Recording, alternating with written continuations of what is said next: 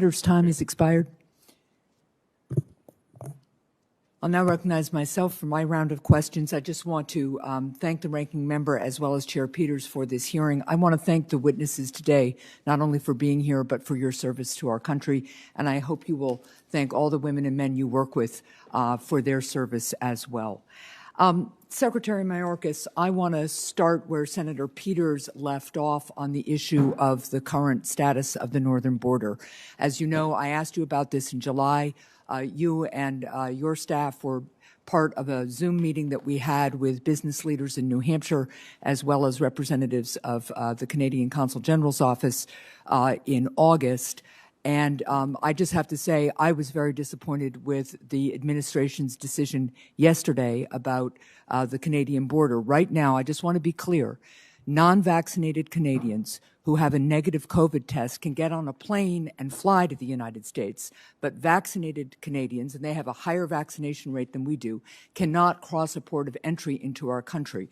One of the things that came up in August in our meeting was the department's obligation to assess the economic impact of border closures on the domestic economy. For states like mine, where tourism is the second largest sector, I want to understand whether you have provided that analysis to the White House. You said in our meeting that ultimately this is a White House task force decision, because I do not understand the public health rationale here at all for closing the northern border to vehicular traffic when it is essentially open to air traffic. Senator, I know of your disappointment. You have expressed it quite clearly to me. I should say that the decision is an all-of-government decision. The relevant equity holders are involved in the decision-making. We are very mindful of the economic impact. We are reviewing both the public health and the family impact consequences of our decision on a daily basis.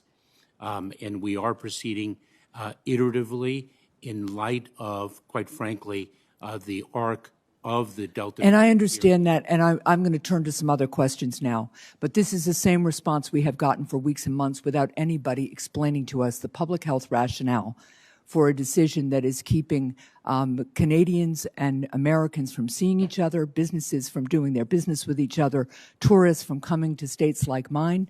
Nothing like being at NASCAR in mid-July in Loudon, New Hampshire, our biggest single event of the year, and realizing that our stands were partly empty because the Canadians who usually visit and enjoy the Magic Mile couldn't come, even though they had a high vaccination rate and the public health threat was not explained at all, and especially in light of the fact that we were allowing Canadians to fly in, just not drive in. So I'll look forward to getting some more detailed response from the administration. Now, I want to turn to both Secretary Mayorkas and Director Wray about the issue of al-Qaeda. Some assessments indicate that al-Qaeda could reconstitute itself and be capable of threatening the U.S. homeland in the next 1 to 2 years. So what are the FBI and DHS each doing to detect, investigate, and disrupt possible al-Qaeda attacks on the homeland amid assessments of their resurgence? We'll start with you, Director Wray. Well, I appreciate the question. Certainly, as we get to the 20th anniversary here now, it's worth remembering that al-Qaeda has not stopped trying to hit us. For us, if there's good news, the good news is that we're in a fundamentally different posture here in terms of the FBI's stance than we were at the time of 9/11. And that starts with our over 200 joint terrorism task forces, which encompass something like 4,500 different federal, state, and local partners. So we are aggressively using those task forces all over the country to engage with sources, follow up with ties between subjects that we have under investigation with individuals overseas, working with our foreign partners to put information together. We're putting a heavy focus on community outreach as the evacuees settle here in the United States, to both try to get in front of any radicalization that could occur while they're here, but also to try to open up the lines of communication to make sure that if somebody sees something about someone in those communities, that they'll say something to us about it. Thank you. Secretary Mayorkas. Senator, we continue to screen and vet individuals seeking to arrive in the United States by any means, sea, land, and air. We have not relaxed our vigilance over the years. We speak very frequently about a rise in prominence of certain types of threats, the domestic violent extremist, the homegrown violent extremist. That does not mean that that rise in prominence suggests that we have taken our focus off the prior iteration. That is ever present. Thank you. Another question for you both. Terrorists and criminals are using cryptocurrency to facilitate their activities. Foreign terrorist organizations have used cryptocurrency to directly solicit donations to their organizations and to launder money through the cover of charities to further their goals. Director Wray and Secretary Mayorkas, are the FBI and DHS tracking the use of cryptocurrencies for the financing of terrorism and other homeland security threats? What are you doing to combat the use of cryptocurrencies for terrorist financing? Director?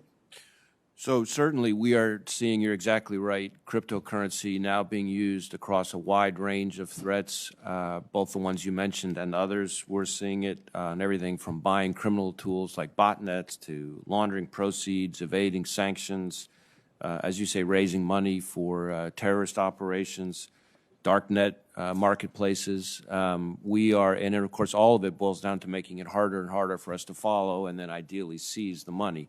Some of the things that we're doing are we've created a virtual currency evolving threat team at headquarters that has our subject matter experts designed to help with training and investigations in all of our field offices. We have a virtual currency response team to assist with that. We are engaged with academia and the expert community looking at new tools, technical tools and techniques. But it is becoming, I think, a phenomenon that permeates pretty much every program we have, and I don't expect that to change. In fact, if anything, I expect it to increase. Thank you. And just briefly, Secretary Mayorkas. The Director and I have spoken about this very issue a number of times, Senator. It is a concern of ours, an increasing concern. We in the Department of Homeland Security, our United States Secret Service, conducts investigations alongside with the Federal Bureau of Investigation. And just a few weeks ago, I met with CEOs of major financial institutions to see what more we can do to address this challenge. Thank you very much. Senator Langford.